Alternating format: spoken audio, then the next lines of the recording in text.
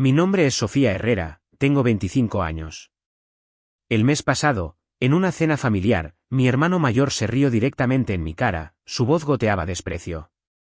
Inútil. Ni siquiera puedes permitirte un pedazo de pan. Toda la mesa guardó silencio. Mis padres no dijeron una palabra, sus ojos evitando los míos. Sentí el escozor de sus palabras, que llevaban el peso de años de ser despreciada. Pero no discutí. Solo sonreí, me levanté y me marché. Su sonrisa de suficiencia se grabó en mi mente, pero yo sabía algo que él no. Esas palabras fueron el empujón final. Una semana después, mi teléfono vibraba sin parar con sus llamadas, mientras mensajes de voz desesperados y suplicantes se acumulaban. No contesté. Solo envié un mensaje de texto, no más pan. Eso fue todo. El momento en que finalmente recuperé el control. ¿Qué condujo a esa cena? ¿Y por qué me estaba suplicando después? Mi familia pensó que podían usarme para siempre, pero yo tenía otros planes. Quédense para ver cómo cambié las tornas. ¿Alguna vez te han menospreciado tu propia familia o seres queridos, solo para que vuelvan suplicando? Comparte tu historia en los comentarios de abajo.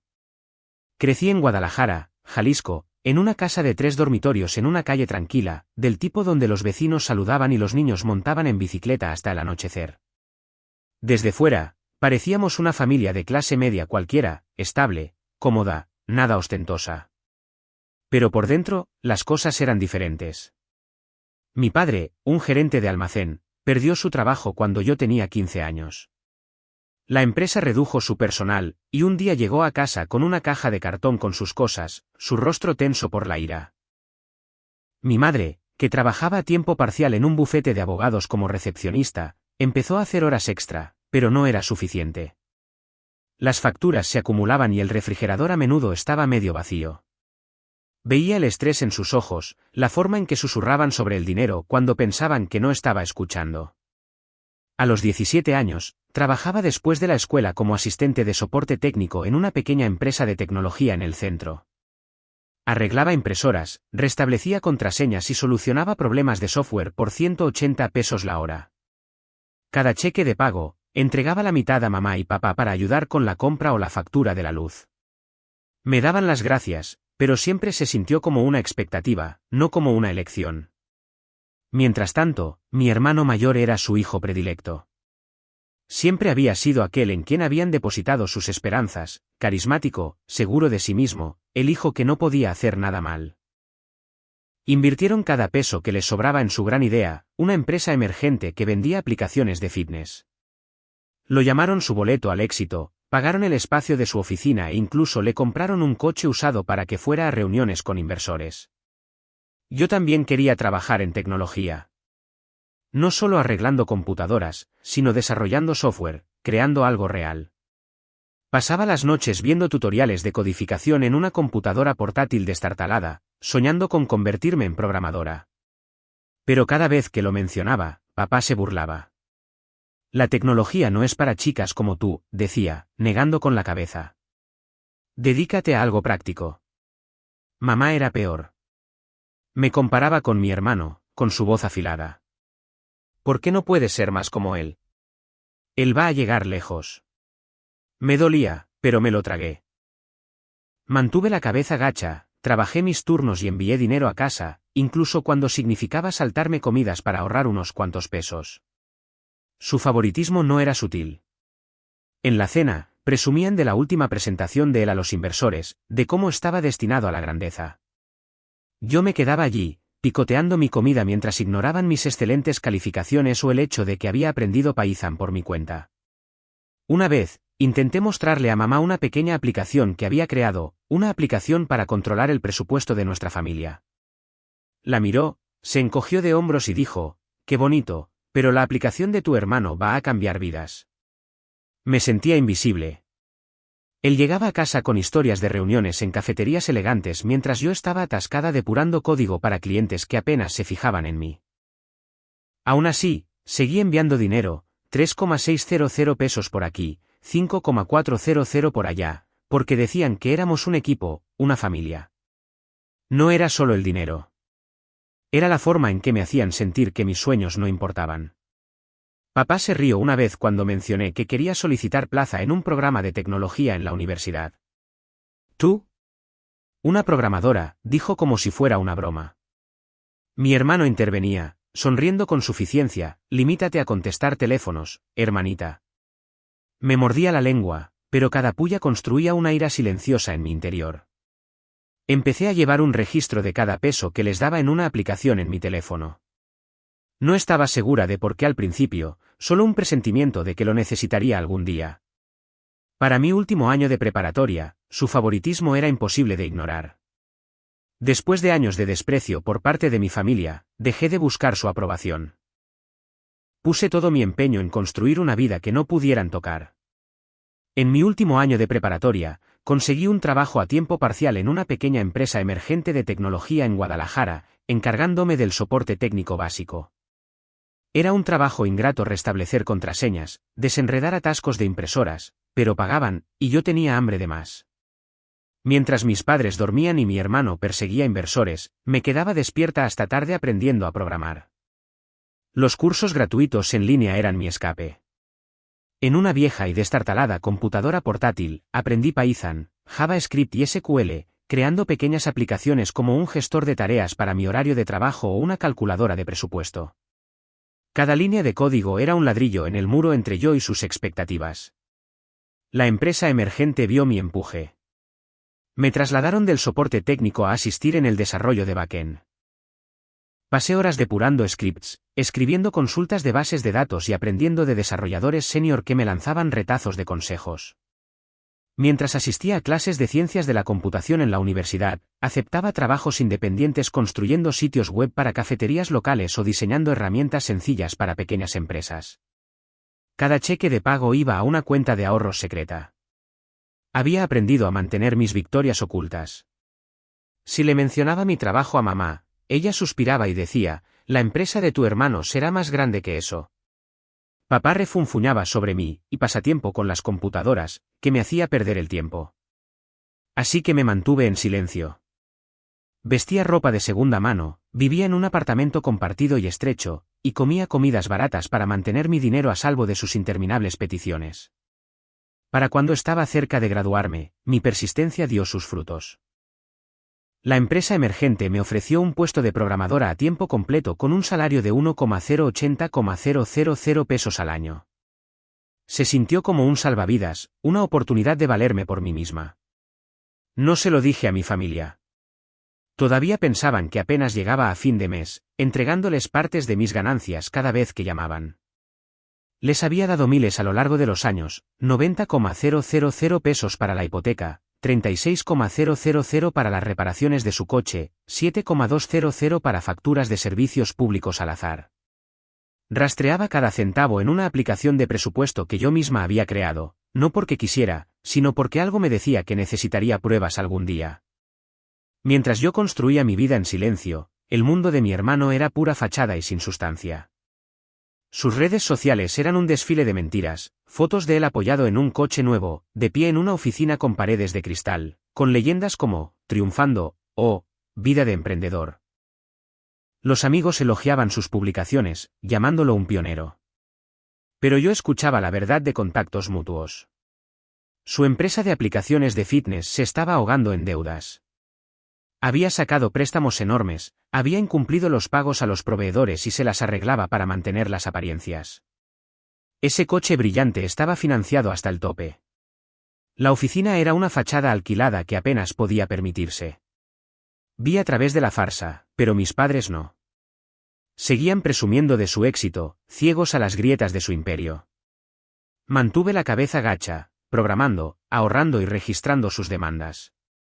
Mi aplicación registraba cada peso que enviaba, fechas, cantidades, razones, porque sabía que su lealtad era hacia mi hermano, no hacia mí. Cada transferencia se sentía como una traición que yo estaba financiando, pero aún no estaba lista para enfrentarlos. Estaba construyendo algo más grande de lo que podían imaginar, y no iba a dejar que me lo quitaran. Una cena familiar lo cambió todo. El ambiente estaba cargado de tensión la noche que nos reunimos para celebrar el cumpleaños de mamá. Nos sentamos en un rincón poco iluminado de un restaurante local de Guadalajara, un lugar familiar con manteles a cuadros y el murmullo de las conversaciones a nuestro alrededor. La mesa estaba llena de platos de pasta y pan de ajo a medio comer, pero el ambiente no era festivo. Mis padres estaban más callados de lo habitual, sus sonrisas forzadas. Mi hermano, como siempre, dominaba la conversación, presumiendo de su última presentación a un inversor mientras hacía girar una copa de vino. Me senté frente a él, picoteando mi comida, tratando de ignorar el nudo familiar en mi estómago. Las cenas familiares siempre se sentían como una actuación, y yo estaba cansada de interpretar mi papel. A mitad de la comida, dirigió su atención hacia mí. Su sonrisa de suficiencia era afilada, como si hubiera estado esperando este momento. Y bien, dijo, lo suficientemente alto como para que las mesas cercanas miraran, ¿sigues trabajando en ese trabajo tecnológico sin futuro? Inútil. Ni siquiera puedes permitirte un pedazo de pan. Las palabras golpearon como una bofetada. La mesa guardó silencio. Mamá se quedó mirando su plato, empujando una albóndiga con el tenedor. Papá tosió y alcanzó su vaso de agua, evitando mis ojos. Nadie habló. Nadie me defendió. El escozor no provenía solo de sus palabras, era su silencio, su complicidad. Sentí mi cara arder, una mezcla de vergüenza y furia, pero forcé una sonrisa tensa. No le daría la satisfacción de una reacción. Me levanté, me disculpé y salí al estacionamiento, mis manos temblaban mientras agarraba las llaves del coche. Afuera, el aire fresco del desierto me golpeó la cara, pero no calmó la rabia que crecía en mi interior. Caminé de un lado a otro cerca de mi viejo sedán, reviviendo sus palabras, su risa resonando en mi cabeza. Estaba harta de ser su saco de boxeo. Mientras me apoyaba en el coche, tratando de calmar mi respiración, mi abuelo se acercó. El abuelo, siempre callado en estas reuniones, tenía una pesadez en sus ojos que no había visto antes. Miró a su alrededor, asegurándose de que estuviéramos solos, y luego habló en voz baja. Sofía, hay algo que necesitas saber, dijo. Se me encogió el estómago. Explicó que mamá y papá habían sacado un préstamo 900,000 pesos usando mi nombre, mi crédito, sin mi permiso. Lo habían hecho para rescatar la empresa en quiebra de mi hermano, pensando que nunca me enteraría. El abuelo los había oído discutiéndolo y ya no podía permanecer en silencio. Me quedé helada, mi mente corriendo a toda velocidad. 900,000 pesos. Mi nombre. Mi futuro, enredado en sus mentiras para sostener a alguien que se burlaba de mí delante de todos. Quería gritar, volver adentro y enfrentarlos, pero no podía. Todavía no. La mano del abuelo se posó en mi hombro, su voz firme. Eres más fuerte de lo que piensan, dijo. Haz lo que tengas que hacer. Asentí, con la mandíbula apretada, mi determinación se endurecía. Habían cruzado una línea, y no iba a dejar que se salieran con la suya. Conduje a casa esa noche, mi ira se convirtió en un plan. Por la mañana, estaba decidida a descubrir la verdad. Entré en mi cuenta bancaria, con las manos temblorosas mientras revisaba los extractos. Allí estaba, un préstamo abierto hace 2 años, vinculado a mi nombre, con pagos mensuales que nunca había autorizado. El saldo era abrumador, y el interés subía rápidamente. Mi corazón latía con fuerza al darme cuenta de la profundidad de su engaño. Habían apostado mi futuro para sostener la empresa en quiebra de mi hermano, y yo no tenía ni idea. Investigué más a fondo, reuniendo todas las pruebas que pude encontrar. Revisé mi correo electrónico, buscando cualquier correspondencia del banco. Enterradas en mi carpeta de correo no deseado había notificaciones, correos de confirmación de solicitudes de préstamo, recordatorios de pago, todos dirigidos a mí pero enviados a una cuenta que rara vez usaba. Los imprimí, mis manos temblaban de ira mientras leía la letra pequeña. Hice una referencia cruzada con mi aplicación de presupuesto, la que había creado para rastrear el dinero que le daba a mi familia. Los números no mentían, además de los miles que había enviado voluntariamente para las facturas, habían estado desviando más a través de este préstamo. Encontré un rastro de papel de extractos bancarios y recibos de transferencia en una cuenta familiar compartida que no había revisado en años. Cada documento se sentía como una puñalada, una prueba de hasta dónde habían llegado para explotarme. Necesitaba ayuda, alguien que pudiera dar sentido a este desastre. Me puse en contacto con una abogada en Guadalajara, una mujer llamada Carla Martínez, especializada en fraude financiero. Su oficina era pequeña, escondida encima de una cafetería, pero su reputación era sólida. Le llevé mi montón de pruebas, correos electrónicos impresos, extractos bancarios, capturas de pantalla de los registros de transacciones de mi aplicación. Escuchó mientras yo explicaba lo del préstamo, mi voz quebrándose al describir la confesión del abuelo. Los ojos de Carla se entrecerraron cuando mencioné la cifra de 900,000 pesos. Esto es robo de identidad, dijo sin rodeos. Tus padres y tu hermano usaron tu crédito sin consentimiento.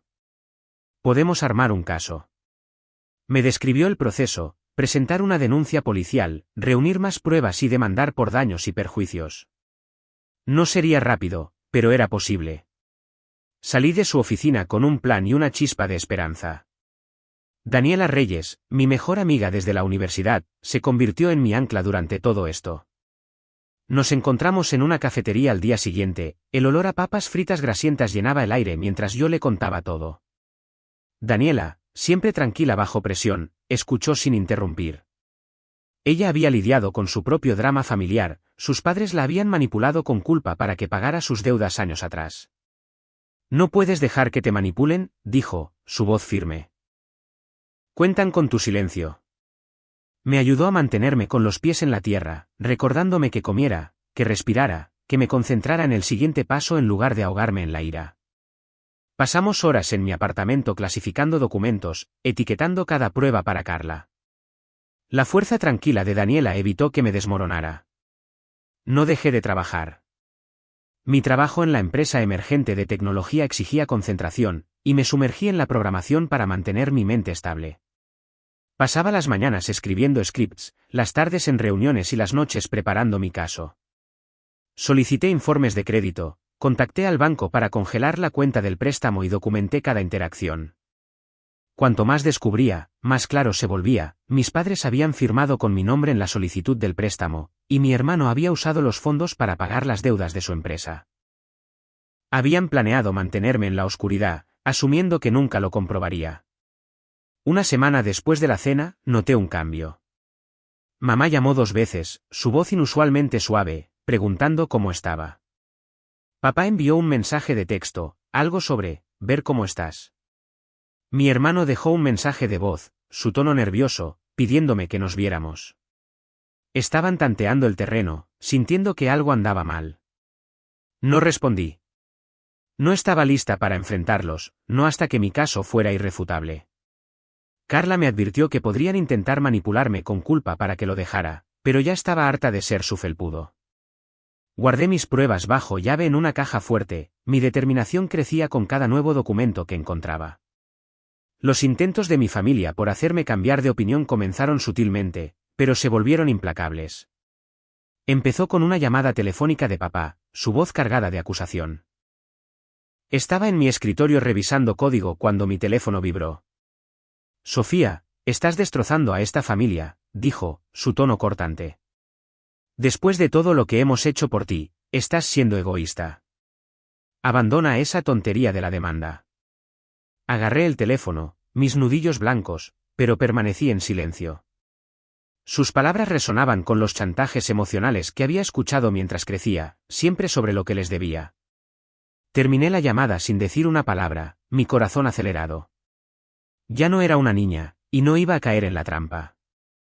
Unos días después, mamá apareció en mi apartamento sin avisar. Abrí la puerta y la encontré allí de pie, con los ojos rojos, agarrando un pañuelo de papel. Entró, su voz temblaba mientras comenzaba su discurso. La familia lo es todo, dijo, con lágrimas corriendo por su rostro. ¿Cómo pudiste hacernos esto? Cometimos un error, pero ¿demandar a tus propios padres? Es cruel. Intentó tomar mi mano, pero me aparté, con el pecho oprimido por la ira. Vi a través de sus lágrimas, no eran de arrepentimiento, eran de manipulación. Le dije que necesitaba tiempo para pensar, pero era una mentira para que se fuera. Al salir, se dio la vuelta, su voz quebrándose. Te arrepentirás de esto, Sofía. Cerré la puerta, mi determinación se endurecía. Sus sollozos no cambiaban el hecho de que habían robado 900,000 pesos en mi nombre. Lo peor fue cuando apareció mi hermano. Era una tarde lluviosa, y yo estaba organizando documentos del caso con Daniela cuando sonó el timbre. Estaba en mi puerta, empapado, su habitual arrogancia había desaparecido. Por primera vez, parecía desesperado. Mi empresa está acabada, admitió, su voz baja. La bancarrota es oficial. La fastidié. De acuerdo, lo siento. Me rogó que retirara la demanda, afirmando que me lo devolvería de alguna manera. Sus ojos se movían nerviosamente como si esperara que cediera. Recordé cada vez que me había menospreciado, cada peso que había enviado para sostener sus sueños mientras él se reía en mi cara. Negué con la cabeza.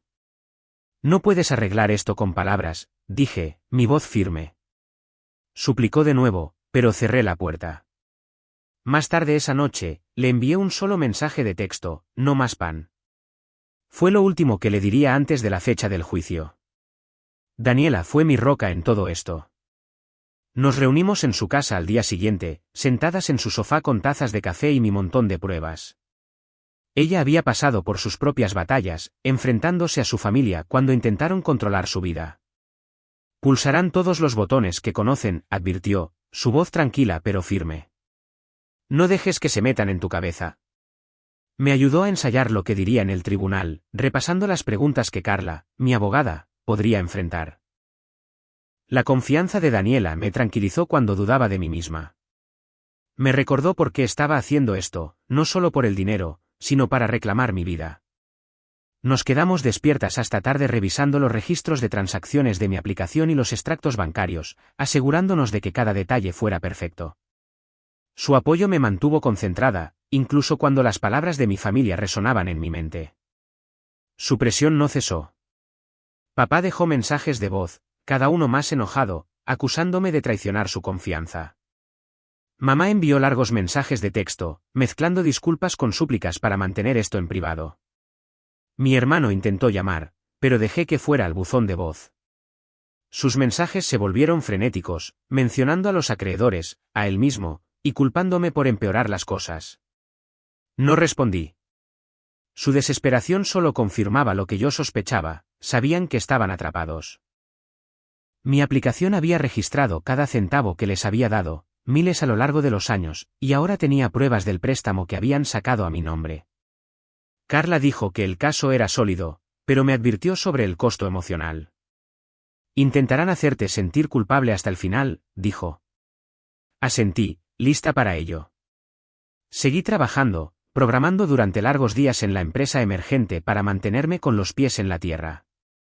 Mis colegas notaron que estaba más callada, pero no compartí detalles. Por la noche, me reunía con Carla o Daniela, perfeccionando el caso. Cada llamada de mi familia se sentía como una prueba, pero me mantuve firme. Habían pasado años quitándome cosas, despreciando mis sueños, y ahora querían misericordia. No se la iba a dar. Llegó el día de la audiencia judicial, y yo estaba lista. La sala del tribunal en Guadalajara era más fría de lo que esperaba, el aire pesado con el peso de lo que estaba a punto de suceder. Me paré en la mesa del demandante, mi abogada, Carla Martínez, a mi lado mientras el juez llamaba al caso. Mi familia se sentó al otro lado de la sala, papá con la mandíbula apretada, mamá mirando al suelo, y mi hermano encorvado, evitando mi mirada. La galería estaba casi vacía, solo algunos miembros del personal del tribunal y Daniela, quien me dio un gesto de asentimiento tranquilizador desde el fondo. Respiré hondo, agarrando la carpeta de pruebas que había tardado semanas en compilar. Este era el momento en que reclamaría mi vida. Carla presentó nuestro caso con precisión. Expuso las confirmaciones por correo electrónico del banco que mostraban la solicitud de préstamo a mi nombre. Mostró extractos bancarios con pagos no autorizados vinculados a la empresa de mi hermano. Los registros de transacciones de mi aplicación, proyectados en una pantalla, detallaban cada centavo que le había dado a mi familia, miles para sus facturas, ninguno de los cuales había cuestionado hasta ahora. Testifiqué, mi voz firme a pesar del nudo en mi pecho, explicando cómo había descubierto el préstamo de 900,000 pesos gracias a la advertencia del abuelo. La jueza escuchó, su rostro ilegible, mientras describía años de apoyar a mi familia solo para descubrir que me habían traicionado. El abogado de mis padres argumentó que habían actuado por desesperación, pero Carla contraatacó con pruebas de su engaño deliberado.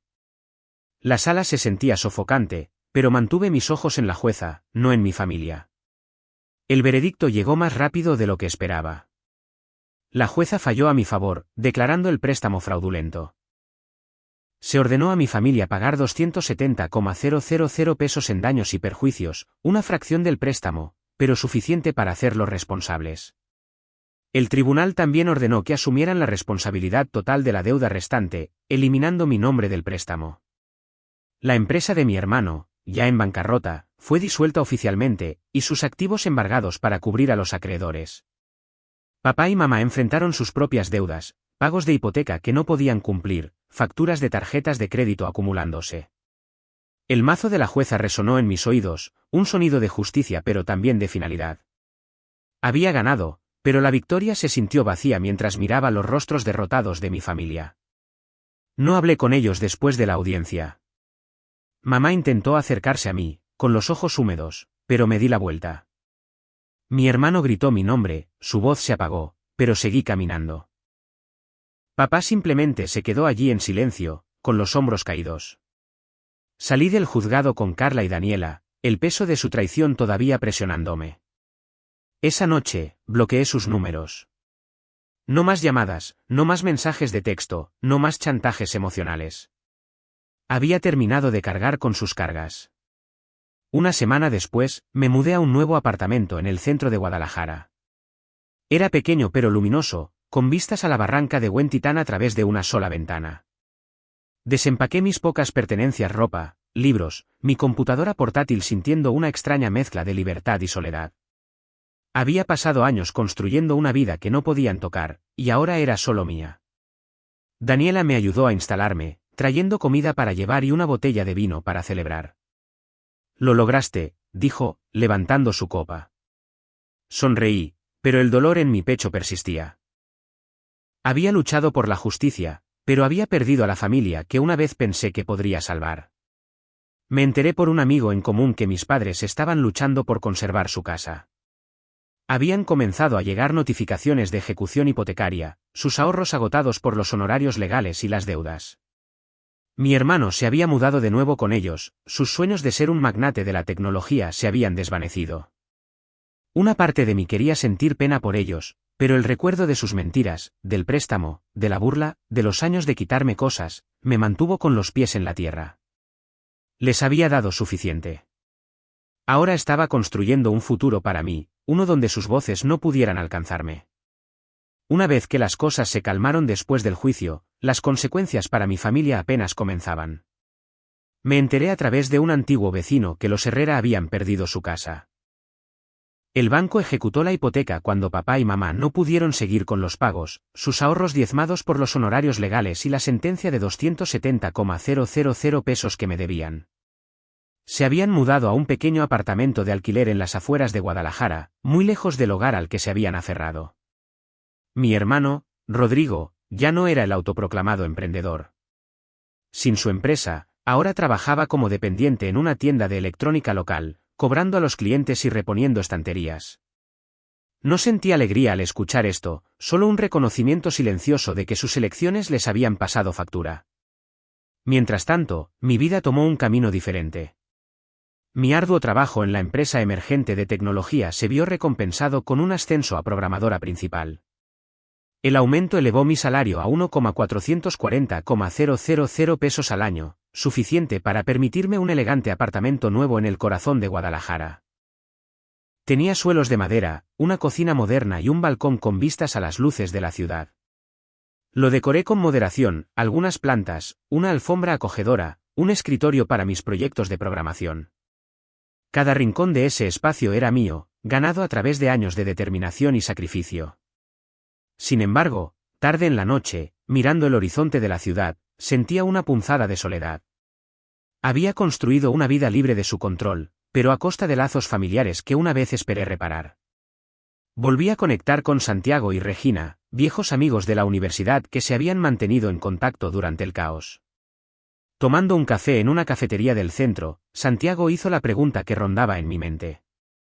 «Valió la pena, Sofía», dijo, revolviendo su café con leche. «Cortar con ellos de esa manera». Su tono no era de juicio, solo curioso. Hice una pausa, trazando el borde de mi taza. La demanda me había hecho justicia, pero el vacío era real. Regina intervino, su voz suave. «Eres más fuerte que nadie que conozco, pero pareces sola». No se equivocaba. Había ganado mi libertad, pero el silencio en mi apartamento era más ruidoso de lo que esperaba. Sus palabras se quedaron conmigo, obligándome a reflexionar sobre lo que había ganado y perdido. Mirando hacia atrás, me di cuenta de las lecciones que esta dura prueba me enseñó. La traición de mi familia, al usar mi nombre para un préstamo de 900,000 pesos, me mostró la importancia de establecer límites desde el principio. Había pasado años dándoles dinero, creyendo que era mi deber, solo para descubrir que me veían como un recurso, no como una hija.